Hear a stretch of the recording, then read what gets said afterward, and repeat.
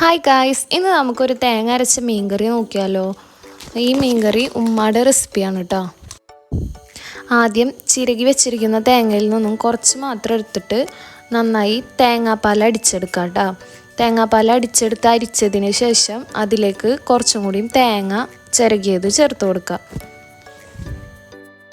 അതിലേക്ക് കാശ്മീരി ചില്ലി, അതുപോലെ മുളക് പൊടി, പിന്നെ വെള്ളം എന്നിവ ചേർത്ത് നന്നായി അരച്ചെടുക്കുക. അരച്ചെടുത്തതിന് ശേഷം ആ അരപ്പ് ചട്ടിയിലേക്ക് ഒഴിക്കുക. കുറച്ച് വെള്ളം കൂടിയും ചേർക്കുന്നുണ്ട് കേട്ടോ.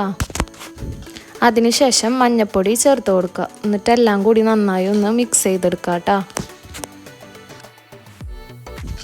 നന്നായി മിക്സ് ചെയ്തെടുത്തതിന് ശേഷം തക്കാളി, അതുപോലെ പച്ചമുളക് എന്നിവ ചേർത്ത് കൊടുത്തിട്ട് ഒന്നും കൂടി നന്നായി ഇളക്കി യോജിപ്പിക്കുക കേട്ടോ.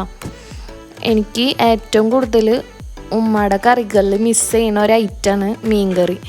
അപ്പോൾ നിങ്ങളെല്ലാവരും ഇത് മുഴുവൻ കാണാം കേട്ടോ വീഡിയോ. അതിലേക്ക് ഉപ്പും കൂടി ഇട്ട് കൊടുക്കുക കേട്ടോ. എന്നിട്ട് നന്നായി ഒന്ന് ഇളക്കി കൊടുക്കുക.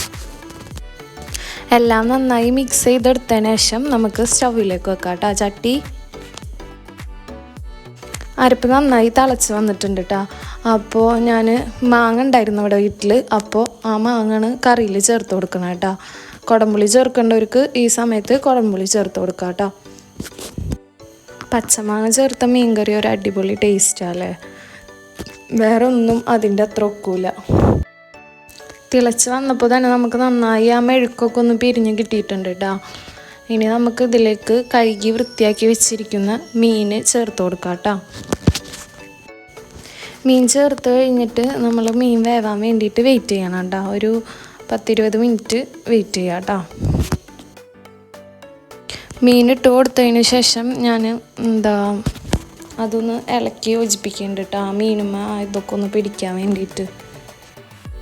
ഞാൻ മീൻ കറി വെക്കുമ്പോൾ ഉമ്മ പറഞ്ഞ പോലെ തന്നെ വെക്കാറുണ്ട്. പക്ഷെ ഉമ്മ വെക്കണ ആ ഒരു ടേസ്റ്റ് കിട്ടാറില്ല. എങ്ങനെയൊക്കെ ഉമ്മ പറഞ്ഞെന്ന് കറക്റ്റ് അളവ് പറഞ്ഞെന്ന് എങ്ങനെ സെറ്റാക്കിയാലും ഉമ്മ വെക്കണതിൻ്റെ ആ ഒരു ടേസ്റ്റ് ഞാൻ വെക്കുമ്പോൾ എനിക്ക് കിട്ടാറില്ല. ഞാൻ വെക്കുമ്പോൾ എനിക്കത് വേറൊരു ടേസ്റ്റായിട്ടാണ് കിട്ടാറ്.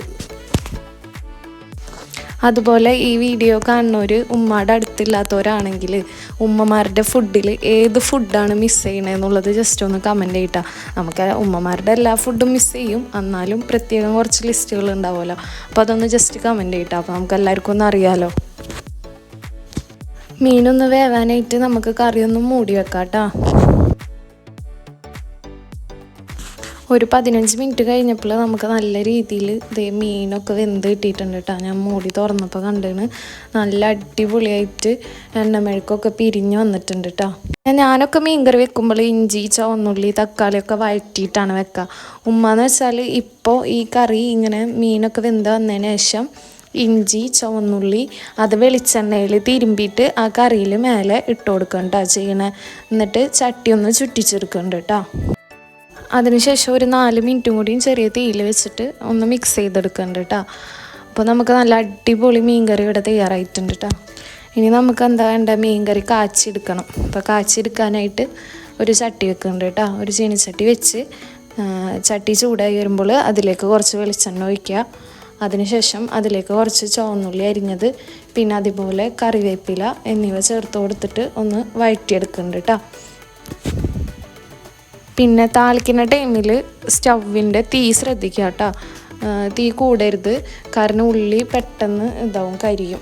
ഉള്ളി ഇവിടെ ഒന്ന് മൂത്ത് വന്നതിന് ശേഷം കുറച്ച് കറിവേപ്പില ചേർത്ത് കൊടുക്കുന്നുണ്ട് കേട്ടോ. എന്നിട്ട് എല്ലാം കൂടി ഒന്ന് മിക്സ് ചെയ്തിട്ട് നമ്മളെ മീൻ കറിക്ക് ഒഴിച്ചു കൊടുക്കുന്നുണ്ട് കേട്ടോ.